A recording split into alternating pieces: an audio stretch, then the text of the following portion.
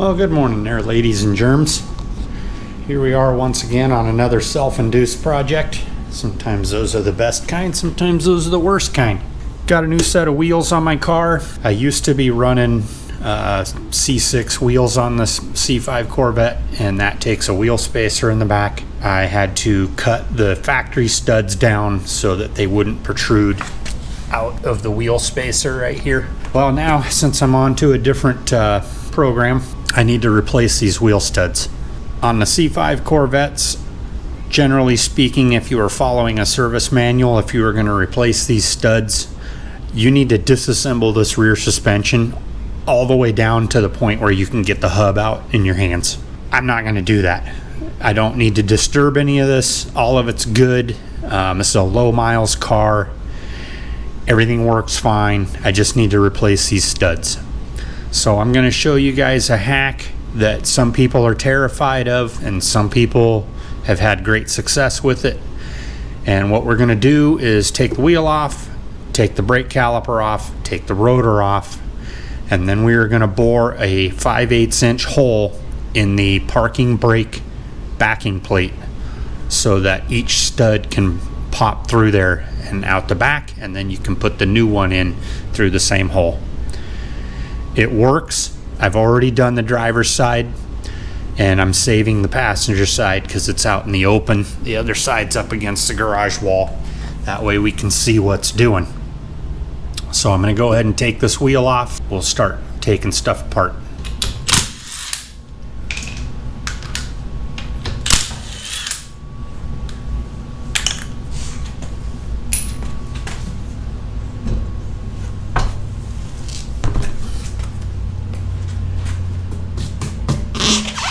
Big fat meats. All right, so to take the caliper off, I'm going to take the abutment off of the knuckle, if you will. That should be a 21 millimeter. Yes, 21 millimeter. I'm just going to use my mini Milwaukee and jam it in there. Zip those two bolts out of that guy, and then we'll set the whole caliper out of the way. Don't let it dangle by the hose.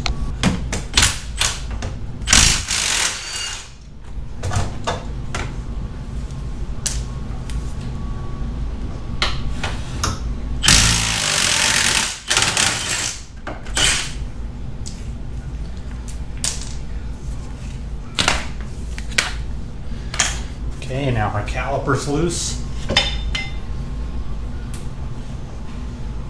Hang it over the other side. And I've just got it sitting on the sway bar. I'll rock here. A lot of times getting the rotor off of a C5, and I believe a C6 Corvette is the same way, can be very difficult because the rotor gets stuck, jammed or bound up on the parking brake shoe.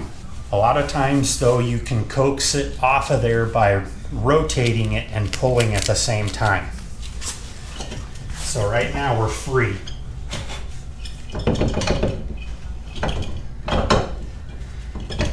But you got to keep it from locking up, because if it locks up, it will get stuck.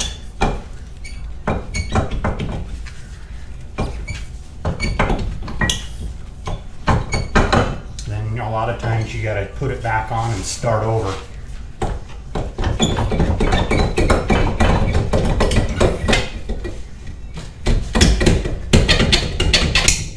Oh. So that click you just heard was the retaining spring clip for the shoe. It's okay that that popped off because we got to take it loose anyways. Here it is.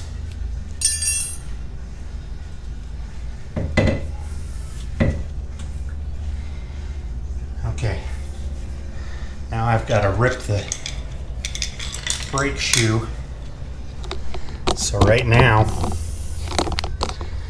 the shoe is stuck in the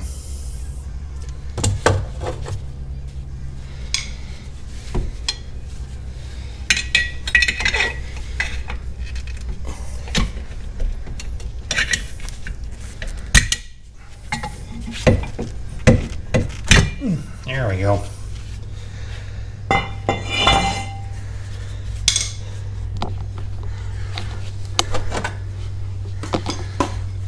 So out of all that wrestling, we didn't hurt anything. We got the shoe or the rotor off. This needs to come out anyways. So our hole, let me get a silver Sharpie. The hole in the backing plate needs to go in a very specific location. If you mess this up, it won't work.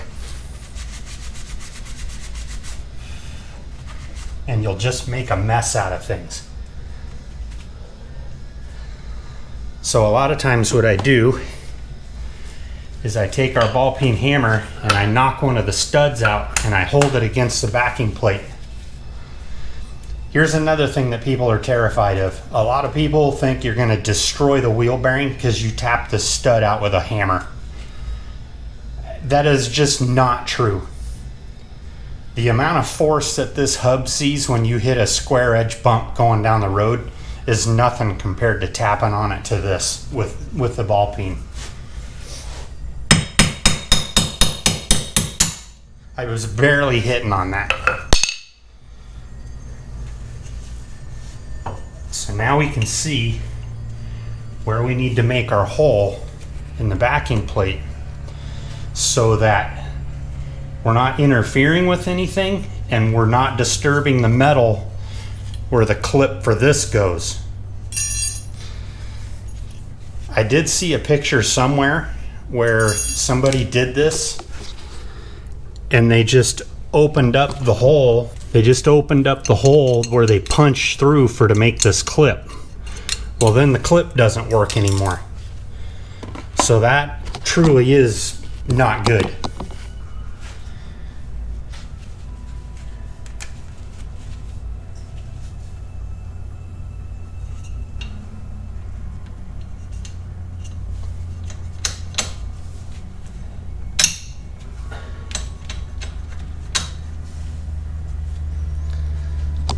So I don't know if that shows in my terrible lighting, but basically you can see where my silver marker is. That's where we want to make a 5/8 hole. Now on the back side,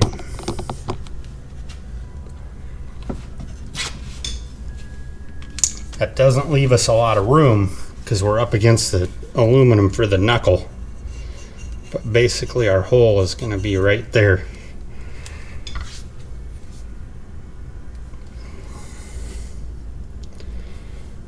You want to try and get this right the first time, but if you got to pull the hole with like a Dremel and a carbide burr, or if you have a die grinder, I have a die grinder with a carbide burr on it, it's not the end of the world.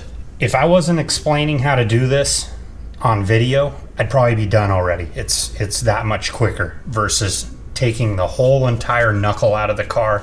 You have to undo the axle, take the hub out of the knuckle. There's a time and a place for that, and this isn't it. I have no idea if this is going to work or not to where you can see. Now I can't see.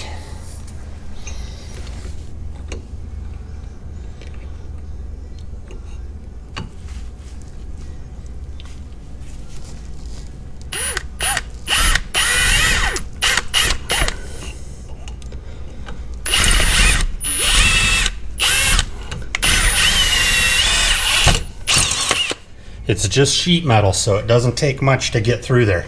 A lot of people worry about putting this 5/8 hole right here, and they say, oh, it's gonna get full of mud and water. And I'm like, well, I don't know what you do with your Corvette, but I don't take this thing mud bogging, and a little bit of rain's not gonna hurt it. So you can use a step bit, also known as a unibit. I have a full-size actual 5/8 drill bit, which is probably a little bit overkill for this.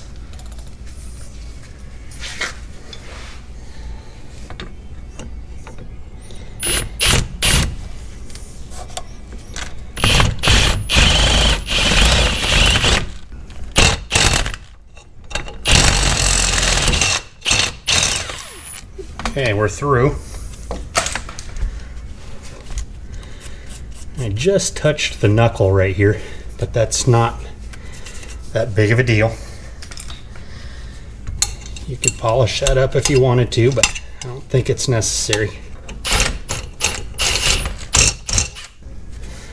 All right, that's as close to the knuckle as I can get it. I don't know if that's gonna work or not.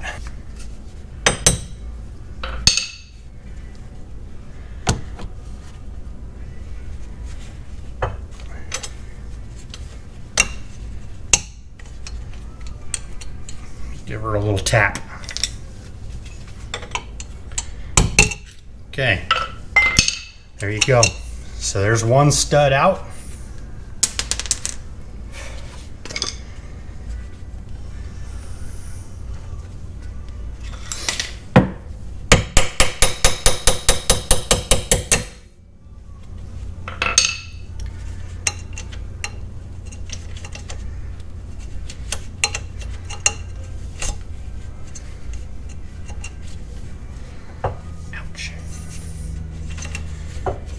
Mind me of my bad shoulders. To make this easier, I'm going to take my die grinder and just walk this hole in just a little bit to the knuckle. Let me get that done and then we'll come back and revisit. Okay, so I just opened that hole up just a tiny little bit.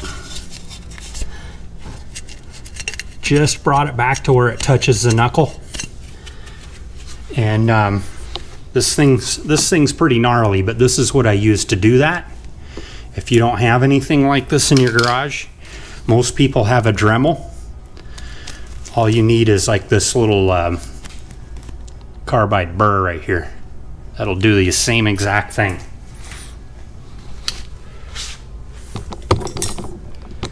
That seems to have done the trick though. Let's try another one.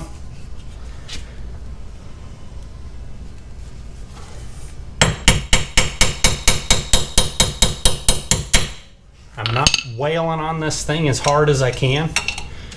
I'm just walking it out of there.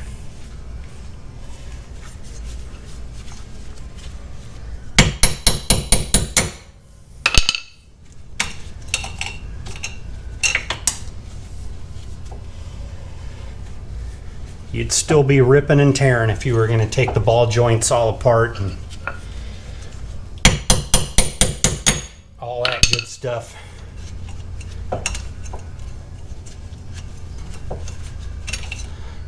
I am perfectly comfortable doing this though. This doesn't bother me in the slightest. And this is a low miles car. This car's only got like 45,000 miles on it. So we're ready for our new studs. I got myself a $13 stud installer from Amazon. This thing worked really awesome until it didn't. After about 12 studs on multiple cars, the inner bearing finally gave up the ghost. But it does still seem to be working. I'm using the Muzzies studs off of Amazon. These are a 1/2 inch longer than stock. And everybody's like, oh, well, why don't you use the ARP studs? Well, ARP studs are $150. These are $50. And I'm not racing this thing, so this will get the job done just fine and still give me lots of options. So we're going to feed this back through the same hole that we just made. We may have to give her a little jiggle and maybe a little tap, but it'll come through. Obviously, we don't want to bugger the threads up. You got to have the hub rotated just right.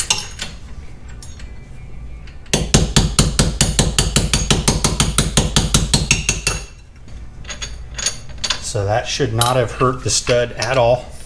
I have an old stock lug nut that I used to run it in with. And I just put a little dab of anti-seize on there.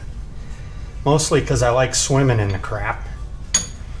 And that just acts as a little bit of lubrication. You could use grease if you want. Okay, I'm gonna have to try and tap that in when I run the next one through the hole, because it is just barely buggering up the threads a little bit, which obviously we don't want that.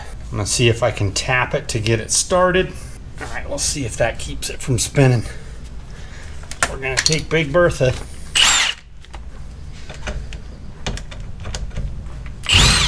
And go the right direction.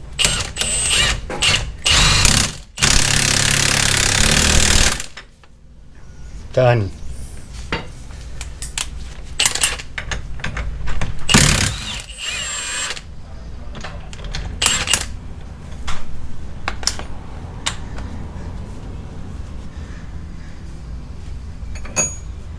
Now I just want to make sure that this will run by hand now.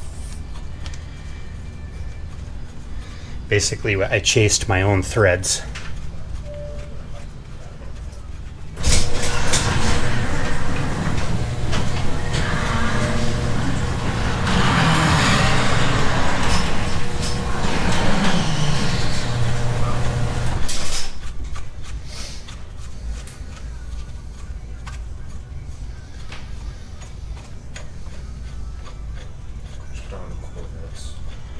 Nothing can be easy on a Corvette. If you ever have to do this job on a Camaro, 4th gen Camaro, pro tip, all you have to do is take out the wheel speed sensor. I don't really want to grind that knuckle anymore. And if you do bugger up the threads on here, do not chase them with a thread cutting die. It's very dangerous. Make sure we're going in the right direction this time.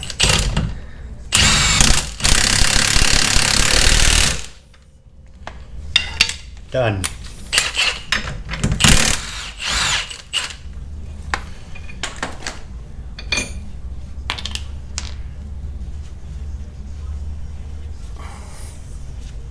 And we'll rinse and repeat.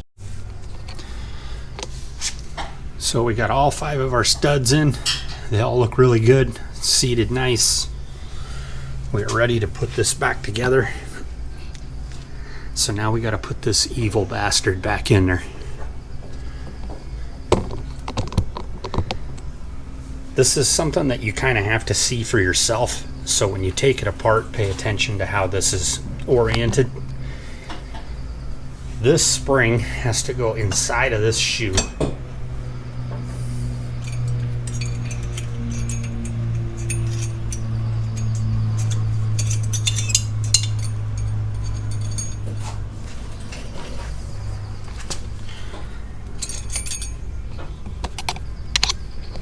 So these low points in the spring right here are going to hook onto this and onto this. That's why you got to be careful where you put the hole, because if you damage this hook, it's not going to hold the spring anymore.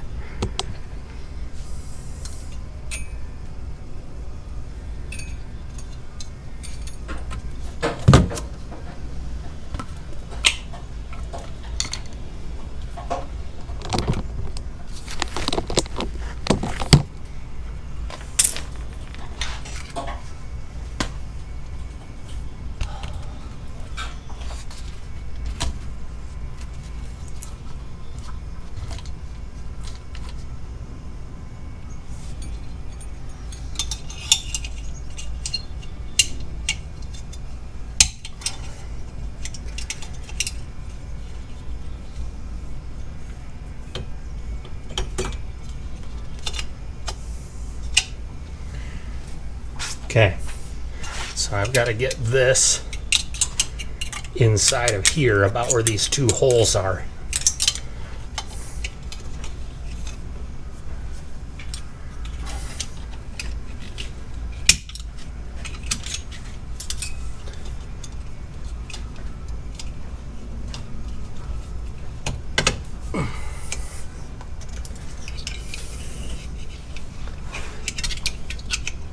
Okay, so I'm holding it with my pick.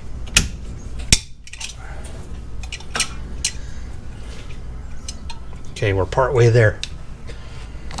So now the tails that I was showing you, which are back here and down here, we are going to pull through with a pick until they land inside the shoe.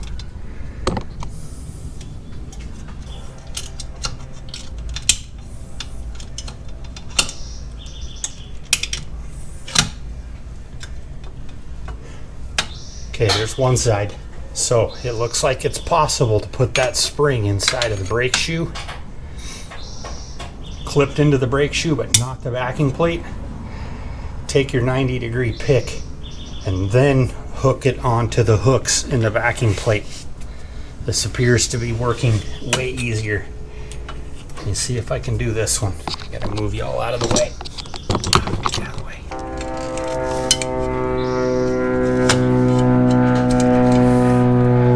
Okay, that's the trick. Stupid airplanes.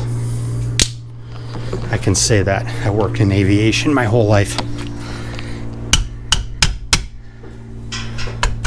So the trick is put the spring inside of the brake shoe and then reach in between the backing plate and clip the little U-shaped parts of the spring into the hooks on the backing plate, and you're done.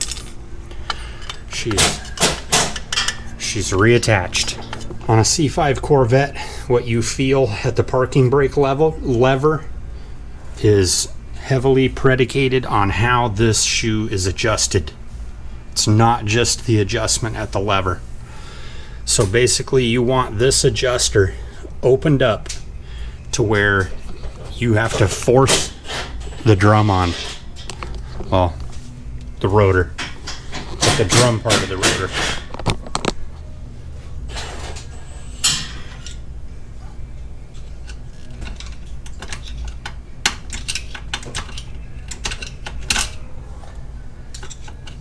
And of course, I can never remember which way this goes.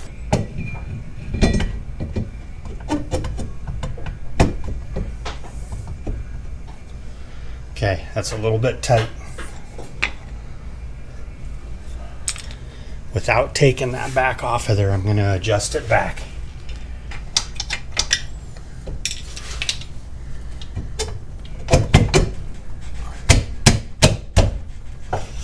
Okay, we're done. Oh, we got the caliper back on. I don't know what the torque is on these. I put blue Loctite on them and 2 Ugga Duggas with the 3/8 drive Milwaukee. Just wallering in the friggin' anti-seize. Blue.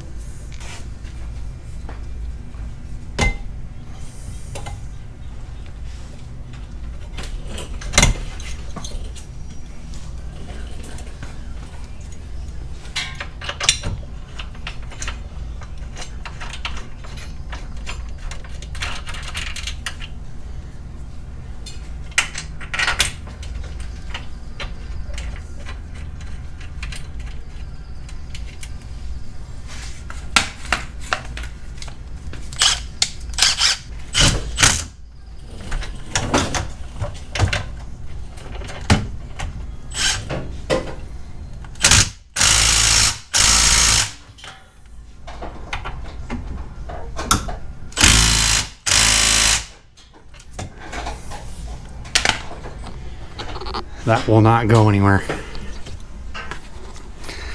So that's pretty much it for the fastest way possible to change the studs on the back of a C5 Corvette. If you have any questions, comments, or concerns, put them down in the comments below. I'll try and put a link for these studs that I got on Amazon. Like I said, these are the Muzzies. They're about $50 delivered. But beyond that, we'll catch y'all on the next one.